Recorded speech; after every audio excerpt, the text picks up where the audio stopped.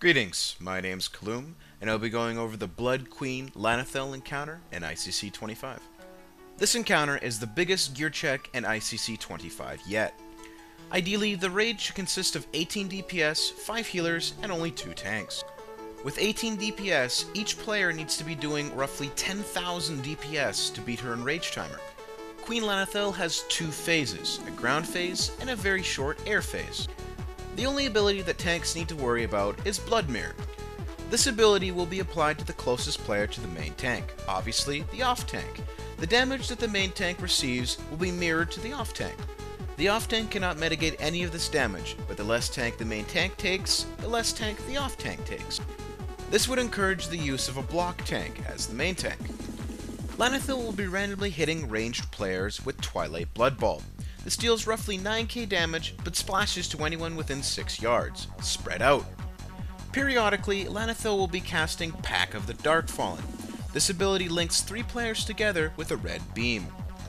Each player will take 5k damage a second and pulse shadow damage to nearby players. To remove this effect, all 3 players need to converge within 5 yards of each other. Keep the center of the room open for a meeting spot. Lana'thel will also cast Swarming Shadows on a random player. This ability is used quickly after Pack of the Darkfallen. Shadow Flame will appear under the player's feet. Said player needs to kite it away like Legion Flames on Jiraxxus. Affected players are encouraged to take the flame to the walls, away from the middle.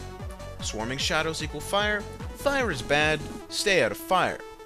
In addition to these abilities, she has a pulsating shadow damage aura called Shroud of Shadows.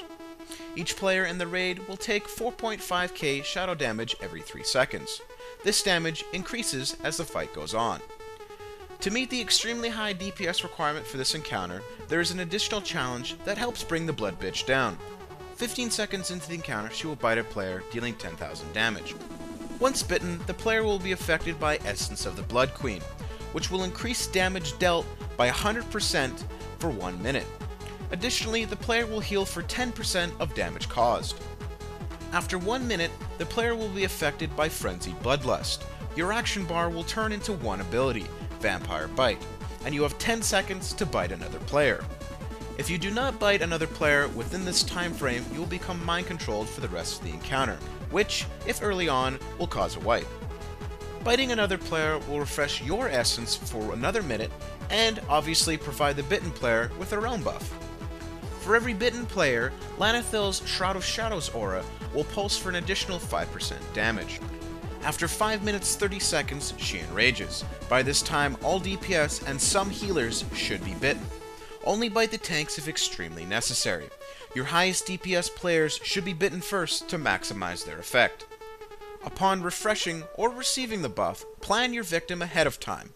Those affected will glow purple and cannot be bitten again. If necessary, call out who you are going to bite. Communication and coordination is the key to dealing with bites. Lastly, her air phase. She will run to the center of the room and instantly fear for 4 seconds. This fear is dispellable. Tremor Totem or Mass Dispel should be used. Once unfeared, spread out. She will be launching blood bolts to random players very quickly as she slowly returns to the ground.